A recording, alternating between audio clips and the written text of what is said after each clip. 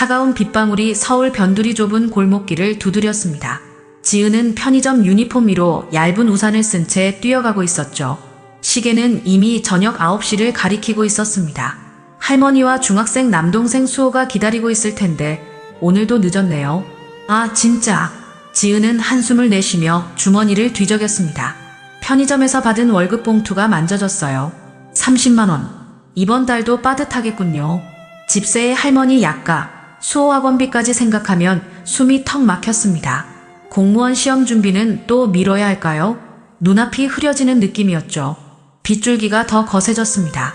우산이 바람에 뒤집히려는 찰나 요란한 소리와 함께 불빛이 지은의 시야를 가득 채웠어요.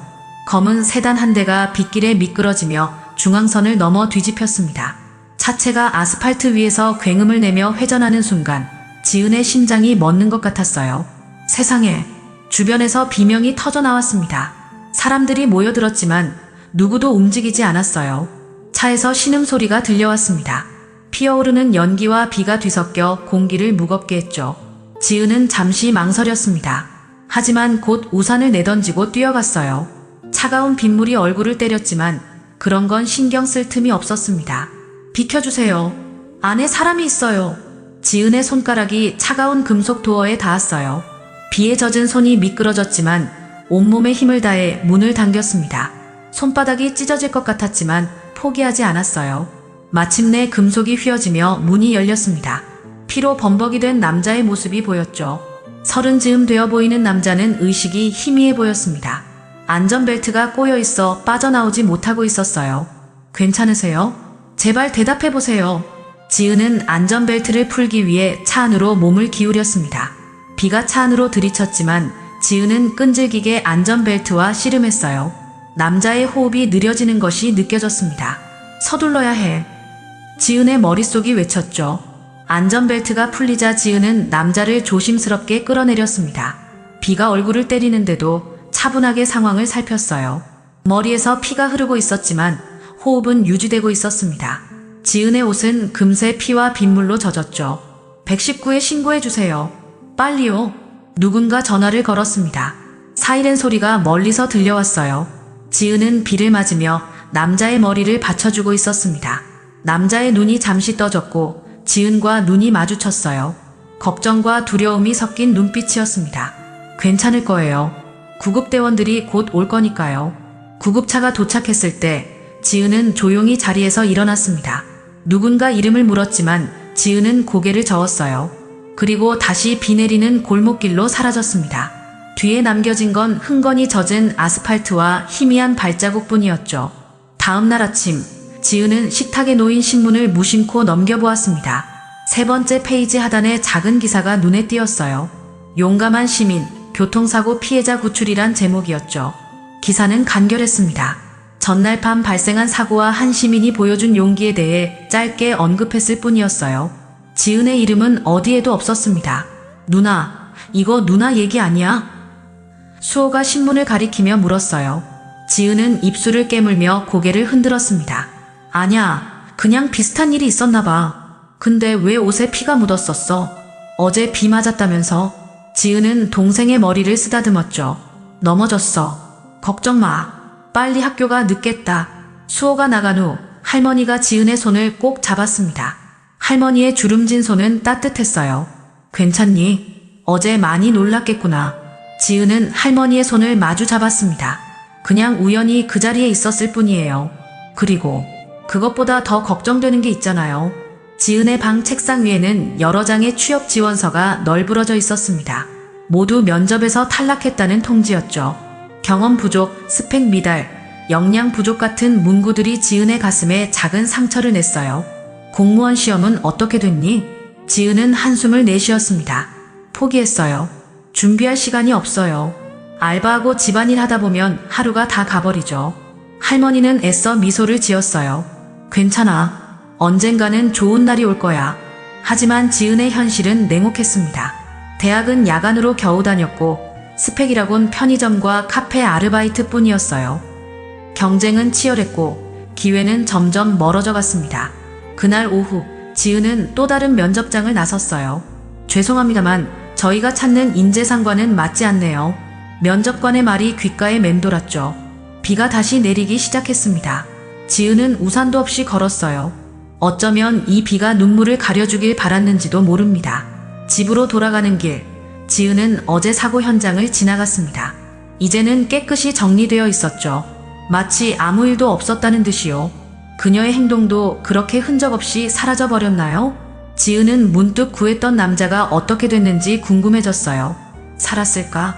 그냥 스쳐 지나간 인연일 뿐인데 왜 이렇게 마음이 쓰이는 걸까요? 집에 도착한 지은은 우체통에서 편지 한 통을 발견했습니다. 유성그룹 인턴십 지원 결과라고 적혀 있었어요. 지은은 한숨을 내쉬며 무심코 봉투를 뜯었습니다. 또 다른 탈락 통지겠죠. 오후 5시, 지은의 손가락이 봉투를 떨리며 뜯었습니다. 합격이라는 두 글자가 눈에 들어왔어요. 유성그룹 인턴십 합격. 믿기지 않았습니다.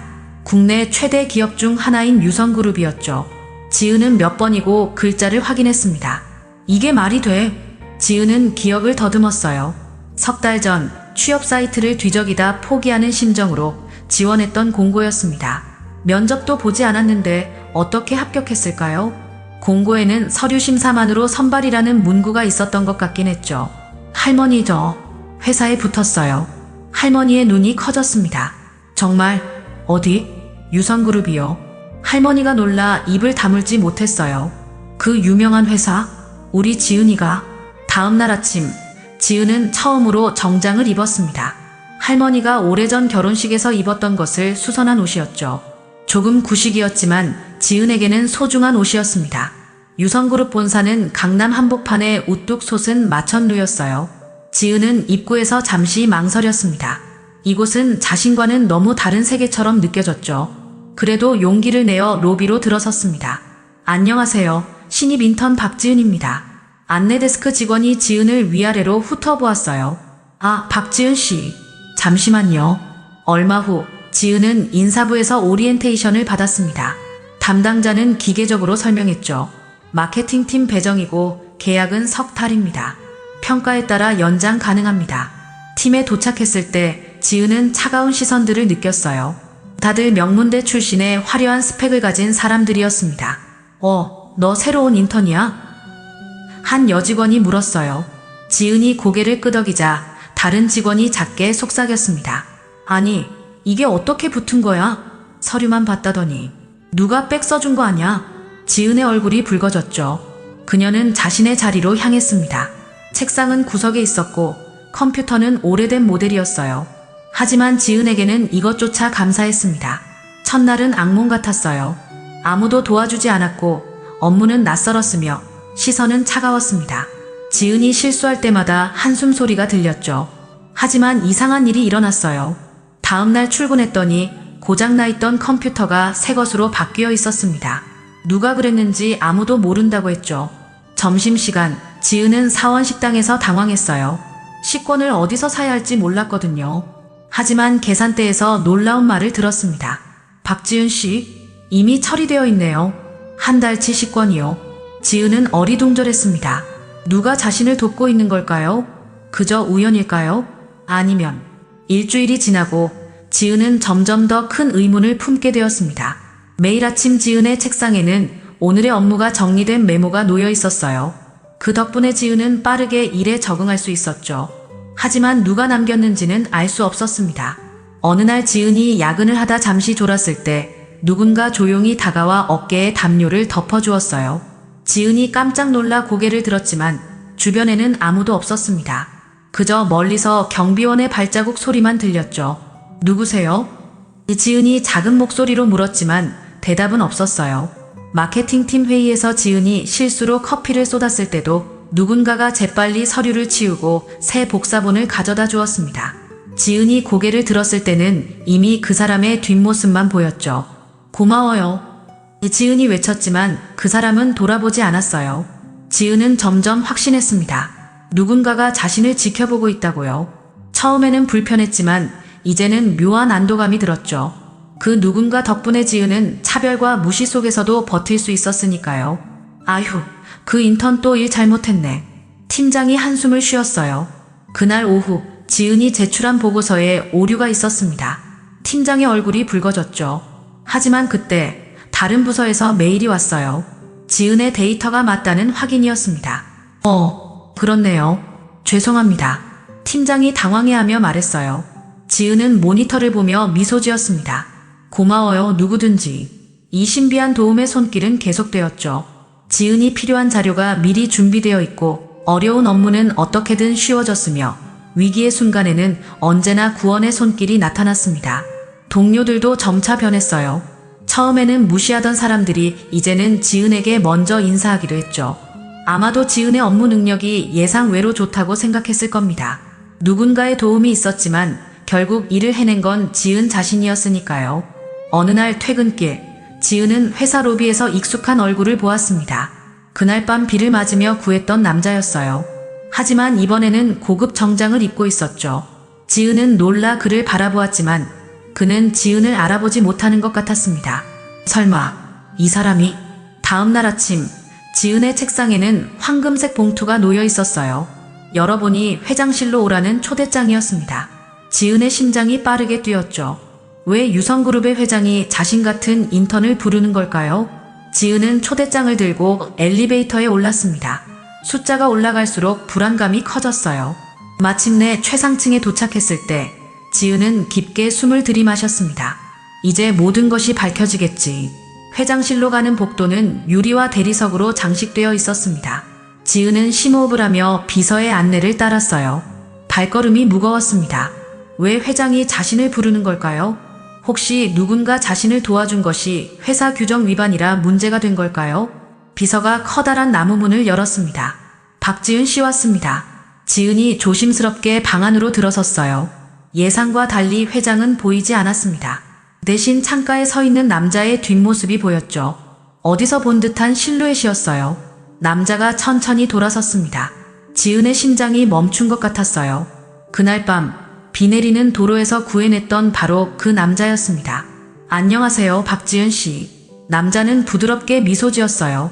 사고 당시와는 완전히 다른 모습이었습니다. 깔끔한 슈트를 입고 있었고 단정한 헤어스타일에 자신감이 넘쳤죠.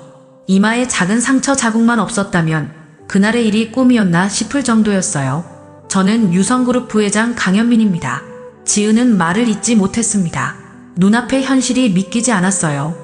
자신이 구한 사람이 유성그룹의 부회장이었다니. 그리고 지금까지 자신을 도와준 사람도 그였나요? 그러니까 부회장님이. 지은은 더듬거렸습니다. 강현민이 한 걸음 다가왔어요. 그날 밤 당신이 없었다면 난 여기 없었을 겁니다.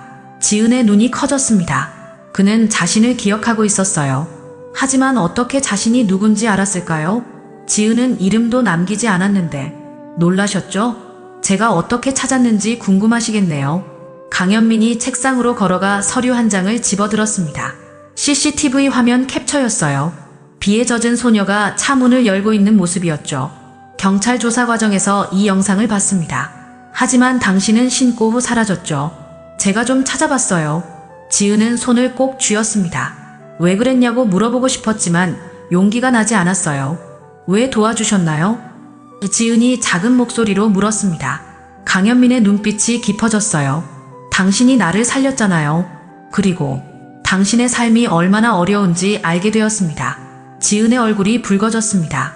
그가 자신의 가정 환경까지 알고 있다니 당혹스러웠어요. 부끄러워할 필요 없습니다. 당신의 상황에서 그런 용기를 보여준 것이 정말 놀라웠어요. 강현민이 창가로 다시 걸어갔습니다. 그래서 결정했죠. 당신에게 기회를 드리기로요. 강현민은 책상 서랍에서 파일 하나를 꺼냈습니다. 지은의 이름이 쓰여 있었어요. 그는 파일을 열어 천천히 내용을 읽기 시작했죠. 박지은, 어머니는 일찍 돌아가셨고 아버지는 사업 실패 후 연락 두절. 할머니와 중학생 남동생 수호를 부양하고 있음. 야간 대학 졸업, 학점 우수. 재학 중에도 세 곳에서 알바를 병행했군요. 지은이 놀라 입을 다물지 못했습니다. 이 정도까지 조사했다니. 기분이 복잡했어요. 불편함과 동시에 묘한 안도감이 들었죠. 누군가 자신의 노력을 알아봐 준 것 같아서요. 사고 이후 내 비서가 당신을 찾기 시작했습니다. 처음엔 단순히 보상하고 싶었어요. 하지만 당신에 대해 알아갈수록 강현민이 잠시 말을 멈추고 창밖을 바라보았습니다.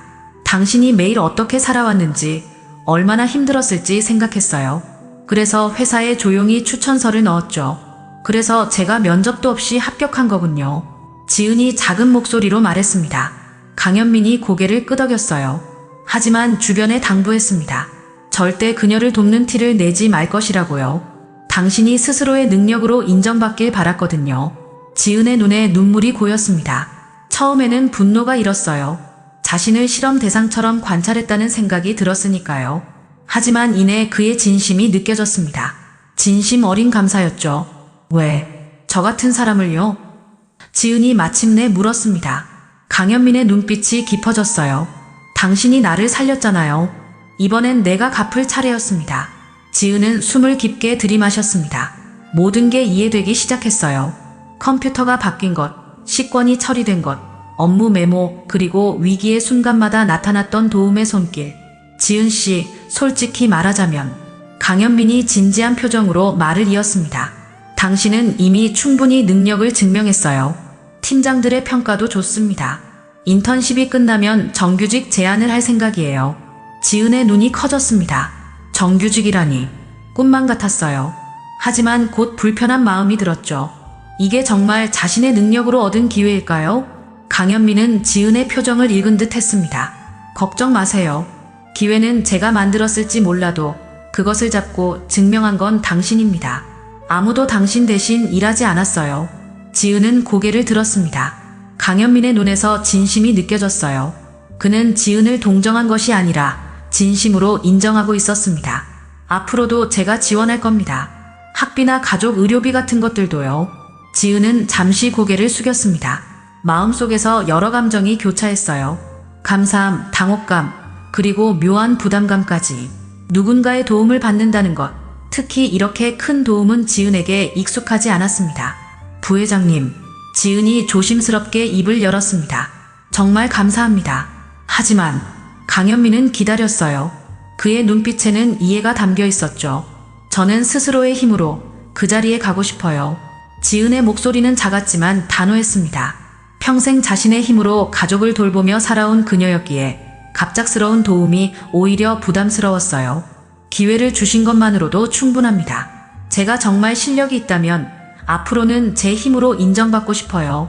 강현민의 표정이 밝아졌습니다. 그는 마치 이런 대답을 기다렸다는 듯이 미소 지었어요. 알겠습니다. 지은 씨의 결정을 존중하죠. 강현민이 고개를 끄덕였습니다. 하지만 한 가지만 약속해 주세요. 정말 도움이 필요할 때는 말해주세요. 지은은 고개를 끄덕였어요. 네, 약속할게요. 강현민이 책상에서 이메일 한 통을 보여주었습니다. 이건 인사팀에 보낸 메일입니다. 당신의 계약을 정규직으로 전환하는 내용이에요. 하지만 이건 순전히 당신의 업무 평가 때문입니다. 지은은 놀라 이메일을 바라보았어요. 정말 자신의 능력을 인정받은 것인지 아니면 그저 호의인지 확신할 수 없었습니다. 강현민은 지은의 마음을 읽은 듯 했죠. 걱정 마세요. 이건 진심입니다. 당신의 아이디어가 지난 프로젝트에서 큰 역할을 했어요. 팀장들도 모르게 돕긴 했지만 결국 일을 해낸 건 당신입니다. 지은의 마음이 조금 가벼워졌어요. 강현민은 창가로 걸어가 서울의 풍경을 바라보았습니다. 그럼 나는 그 길을 뒤에서 지켜볼게요. 그가 약속했습니다. 더 이상 직접적인 도움은 없을 겁니다. 하지만 당신이 넘어질 것 같을 때 내가 지켜보고 있다는 걸 기억하세요. 지은은 미소 지었어요. 처음으로 진정한 기회를 얻은 느낌이었습니다. 이제 스스로 걸어갈 수 있는 길이 보였어요. 감사합니다, 부회장님. 꼭 증명해 보이겠습니다. 지은이 회장실을 나서려는 순간 강현민이 물었습니다. 궁금한 게 있어요. 그날 밤 왜 그렇게 위험을 무릅쓰고 저를 구했나요? 지은은 잠시 생각에 잠겼다가 솔직하게 대답했습니다. 그냥 그게 옳은 일이라고 생각했어요. 다른 이유는 없었습니다. 강현민의 눈에 감동의 빛이 어렸어요. 바로 그래서 당신이 특별한 겁니다, 박지은 씨. 3년이 흘렀습니다. 지은은 유성그룹의 마케팅팀 대리가 되었어요. 이제는 개인 사무실도 생겼고 팀에서도 중요한 역할을 맡게 되었죠. 노력의 결실이었습니다. 예전처럼 더 이상 누군가의 도움은 없었지만 지은은 스스로의 힘으로 인정받았어요. 할머니의 건강도 좋아졌고 남동생 수호는 대학에 들어갔습니다. 작은 아파트로 이사도 했죠. 지은의 삶은 조금씩 안정을 찾아가고 있었어요. 사무실에서 가끔 강현민 부회장을 마주치기도 했습니다. 그는 언제나 정중하게 인사했지만 특별한 대우는 하지 않았어요. 약속대로 그는 지은이 스스로 걸어갈 수 있도록 지켜봐 주었죠. 그날 오후 지은은 새로운 인턴을 배정받았습니다. 24세 김미래, 성적은 좋았지만 경험이 부족했어요. 첫날부터 실수를 연발했고 다른 직원들의 눈총을 받고 있었죠. 지은 선배님, 전 못할 것 같아요. 퇴근 무렵 미래가 화장실에서 울고 있었습니다. 지은은 그런 미래를 가만히 바라보았어요. 3년 전 자신의 모습이 겹쳐 보였습니다. 괜찮아요. 첫날은 누구나 어려워요. 지은이 위로했지만 미래는 계속 눈물을 흘렸어요. 전 가난해서 아무것도 못해요. 대학도 겨우 장학금으로 다녔고. 지은은 미소 지으며 손을 내밀었습니다. 그건 시작이 될 수 있어요. 저도 거기서 출발했거든요. 다음 날부터 지은은 미래에게 조용히 도움을 주기 시작했어요. 업무 메모를 남기고 필요한 자료를 미리 준비해두고 실수했을 때 조용히 커버해 주었죠. 누구에게도 말하지 않았고 미래도 누가 돕는지 모르게 했습니다. 한 달 후 미래는 팀에서 인정받기 시작했어요. 지은은 그런 모습을 보며 강현민이 느꼈을 감정을 이해하게 되었습니다. 어느 날 지은은 회의실에서 나오다 강현민과 마주쳤어요. 그는 잠시 지은을 바라보다 미소 지었습니다. 지은 씨, 잘 지내시죠? 그가 물었어요. 네, 부회장님. 덕분에요. 강현민이 고개를 저었습니다. 아니요, 당신의 노력 덕분이죠. 잠시 침묵이 흘렀어요. 지은은 용기를 내어 물었습니다. 혹시 제 사무실에 걸려있는 청자켓, 부회장님이 기증하신 거죠? 강현민의 눈이 커졌어요. 그날 밤 지은이 입고 있던 비에 젖은 청자켓이었습니다. 회사 기념관에서 용감한 시민정신이란 이름으로 전시되다가 얼마 전 지은의 사무실로 옮겨진 것이었죠. 어떻게 하셨어요? 강현민이 놀라서 물었습니다. 지은은 웃었어요. 저도 이제 누군가의 키다리 아저씨가 되어보니 그런 마음이 이해되더라고요. 강현민도 함께 웃었습니다. 앞으로도 그 마음을 잊지 마세요. 우리는 모두 누군가의 키다리 아저씨가 될 수 있으니까요. 지은은 고개를 끄덕였어요. 이제 그녀는 누군가에게 받은 도움을 다시 다른 이에게 전하고 있었습니다. 그것이 바로 삶의 의미가 아닐까요? 내가 받은 사랑과 도움을 다시 나눠주는 것.